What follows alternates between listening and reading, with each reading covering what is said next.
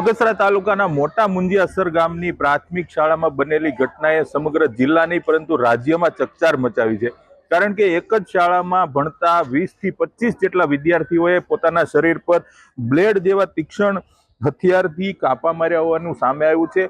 અત્યારે આ સમગ્ર ઘટનાને લઈ અને જે વાલીઓ છે તેમનો જમાવડો સ્કૂલમાં દેખાઈ રહ્યો છે। પોલીસની ટીમ ઘટના સ્થળે પહોંચી છે। શિક્ષણ વિભાગના કેટલાક કર્મચારીઓ પણ અહીં પહોંચ્યા છે। વાલીઓ પણ મોટી સંખ્યામાં અહીં ઉપસ્થિત છે। હવે આ સમગ્ર ઘટના કઈ રીતે બની તેના પર તપાસ હાથ ધરવામાં આવી છે। વાલીઓ જે રીતે આક્ષેપ કરી રહ્યા છે તે મુજબ આ સમગ્ર ઘટના છે એ શાળામાં જ બની હોવાનું તેઓ આક્ષેપ કરી રહ્યા છે।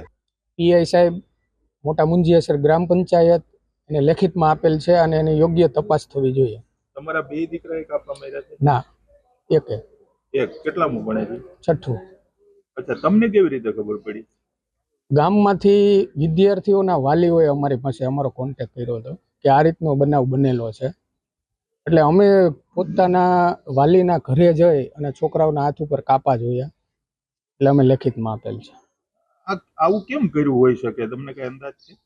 હવે એ તો સ્કૂલની અંદર શિક્ષકો અને વિદ્યાર્થી બે જ હોય। ગામમાંથી વિદ્યાર્થીઓના વાલીઓએ અમારી પાસે અમારો કોન્ટેક્ટ કર્યો હતો કે આ રીતનો બનાવ બનેલો છે, એટલે અમે પોતાના વાલીના ઘરે જઈ અને છોકરાઓના હાથ ઉપર કાપા જોયા, એટલે અમે લેખિતમાં આપેલ છે।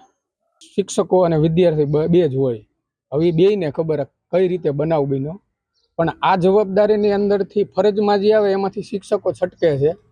વાલીઓને એવું કહેવામાં આવે છે કે આની કોઈ અમારી જવાબદારી હોતી નથી, તો સ્કૂલની અંદર શિક્ષકોની ન હોય તો કોની જવાબદારી હોય? અને આ ઘટના સ્કૂલમાં જ બની? આ સ્કૂલની અંદર જ બનેલી છે। વિદ્યાર્થીઓ મોબાઈલ અંદર લઈ જતા એવું કઈ? ના, મોબાઈલ એલાઉડ નથી।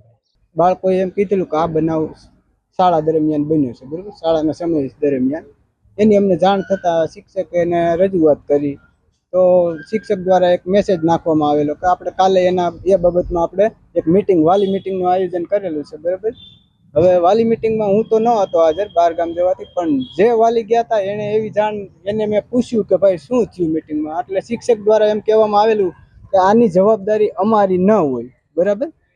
ખરેખર જવાબદારી શિક્ષકની હોવી જોઈએ, પણ એની ફરજથી ભાગે છે કે ભાઈ આની જવાબદારી વાલીની હોવી જોઈએ। નવડાવવા સમયે મમ્મી નવડાવવા સમયે હાથ પર જોયું કે આ શેના નિશાન છે, બરાબર? ત્યારે સમય 4 દિવસ જેવો થઈ ગયેલો હતો। શું કામ કર્યું હોય શકે એવું? એનું કારણ બાળકને પૂછવાથી બાળકે એમ કીધેલું ભાઈ કઈ ખબર નહીં, અમે એમ મારી, એકાબીજા મારતા હતા તો અમે મારી। મુખ્ય કારણ એવું છે કે જે બાળકો છે એ પોતપોતાની જોડે રમતમાં એકબીજા જોડે શરત મારે, બેટ મારે કે જો તું આ હાથમાં જો પોતાની રીતે બ્લેડ મારીશ તો એને 10 રૂપિયા નહીં આપવાના, જો ન મારે તો એને બ્લેડ આપવાનું। એટલે ઇન અ વે ડેર જેવું છે આ ગેમ। જે બાળકો છે એ પોતાની રીતના આવી રીતના જે પોતાના હાથમાં છે એ આવી બ્લેડ મારેલી છે। શાળાના જે પ્રિન્સિપલ છે એમને 18 કે 19 તારીખે આ ઘટનાની જાણ થયેલી। 21 તારીખને એમણે જે શાળાના જે વાલીઓ છે એમની મિટિંગ બોલાવી અને એનામાં તાલુકા જે કેળવણી નિરીક્ષક છે રમેશ માલવિયા એ પણ હાજર રહ્યા હતા અને બધા બાળકોને અને વાલીઓને જાણ કરવામાં આવી હતી। અને જે બાળકો છે એમણે પણ ભવિષ્યમાં આવી કોઈ પણ કૃત્ય નહીં કરે એવી બાંહેધરી આપી હતી। વિડીયો ગેમનો કોઈ રોલ સામે નથી આવ્યો અથવા કોઈ પણ બાળકે કોઈ મોબાઈલમાંથી જોઈ અને આવું શીખ્યા હોય એવું અત્યાર સુધીમાં જાણ નથી કરી, પણ આ જે છે એમણે બધાને સાંભળી અને ક્યાંકથી કર્યું હોય એવું લાગે છે। પણ એઝ ઓફ નાઉ વિડીયો ગેમનો અથવા મોબાઈલનું આનામાં કોઈ રોલ સામે આવ્યો નથી। પેન્સિલનું જે શાર્પનર હોય એની બ્લેડ છે એ સમહાવ કાઢી લેતા હતા, એટલે આ જે છે એ માર્કેટમાંથી પરચેસ કરેલી બ્લેડ હોય એ બ્લેડ દ્વારા નથી થયેલું, પણ શાર્પનરની જે બ્લેડ હોય એના દ્વારા એમણે કાઢી અને એના દ્વારા પોતાના હાથ પર આવી રીતના માર્યું છે। ઘટના સામે આવી છે મુંજિયાસર ગામની પ્રાથમિક શાળાની અંદર। ત્યારે આજે આ મીડિયા દ્વારા મને જાણવા મળ્યું હતું।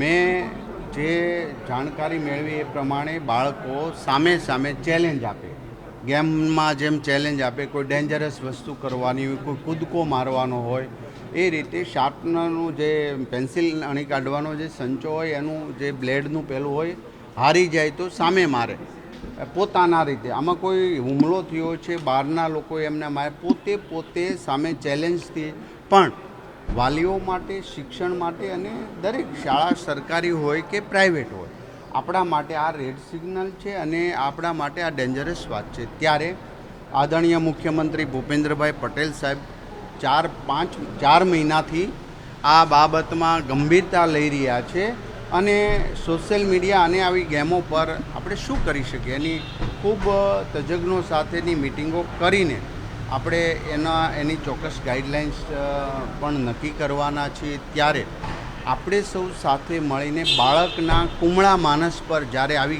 ડેન્જરસ, આવી ક્રૂરતાની પોતાના શરીર ઉપર જ્યારે પેલું કરતા હોય નાના બાળકો, તો એ શું કહેવાય, એક હિંસાત્મક બાત છે.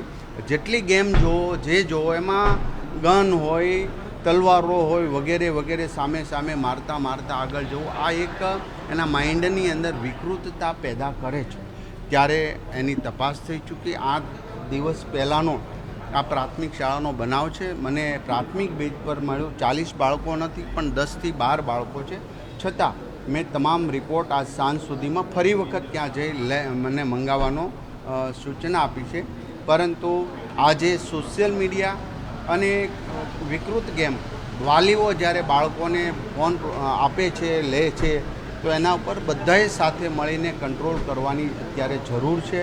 આ સામાન્ય ઘટના એક નાનો ચરકો છે. સામાન્યમાંથી બહુ મોટી ઘટના બની શકે. સામાન્ય એક ઉદ્ભવ વિકૃતતાનો સામાન્યમાં, હું સામાન્ય નથી ગણતો, પરંતુ એમને આપણે બીજી સ્કૂલમાં કે બીજા વિદ્યાર્થીઓ આવું ન કરે એ દિશામાં આપણે જઈશું. આ કેસને સ્ટડી કરીશું. એ સ્ટડી કર્યા પછી આપણે બીજી સ્કૂલને ગાઈડલાઇન્સ આપીશું.